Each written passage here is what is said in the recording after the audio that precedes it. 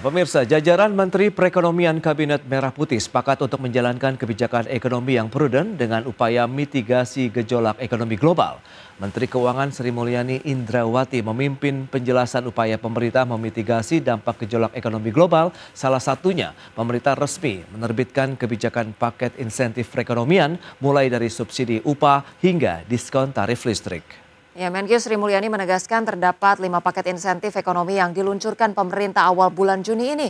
Mulai dari diskon transportasi, diskon tarif tol, insentif penebalan bantuan sosial, insentif bantuan subsidi upah hingga perpanjangan diskon iuran JKK. Dan pemerintah sendiri telah menyiapkan alokasi anggaran sebesar Rp24,44 triliun yang terdiri dari Rp23,59 triliun dari APBN. Kemudian Rp0,85 triliun yang diambil dari non-APBN. Kebijakan 5 insentif ekonomi ini diharapkan dapat mendorong pertumbuhan ekonomi secara signifikan.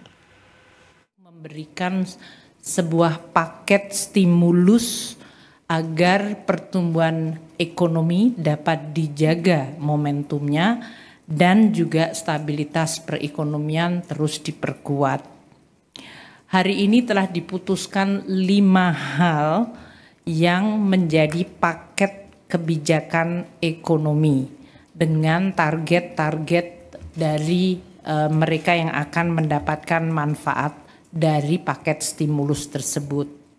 Ya, Ocha, menarik kalau kita cermati dengan beberapa insentif ekonomi tadi yang sudah disampaikan oleh pemerintah. Meskipun tarif listriknya memang akhirnya dibatalkan. Betul. Tapi kalau kita flashback ke belakang, sebenarnya diskon tarif listrik ini menjadi salah satu juga booster nih untuk membantu ya kelas menengah ke bawah begitu masyarakat ekonomi dengan daya yang seharusnya mungkin 1.300, 2.000-an begitu bisa mendapatkan subsidi. Tapi ternyata untuk berikutnya tidak ada lagi. Betul, padahal kemudian juga tadi ya kalau dikatakan ada tarif tol, transportasi ini membantu juga. Tapi tadi ya kita masih menantikan juga ada insentif-insentif yang lebih menjangkau mereka yang lebih membutuhkan atau kemudian supaya lebih tepat sasaran begitu ya.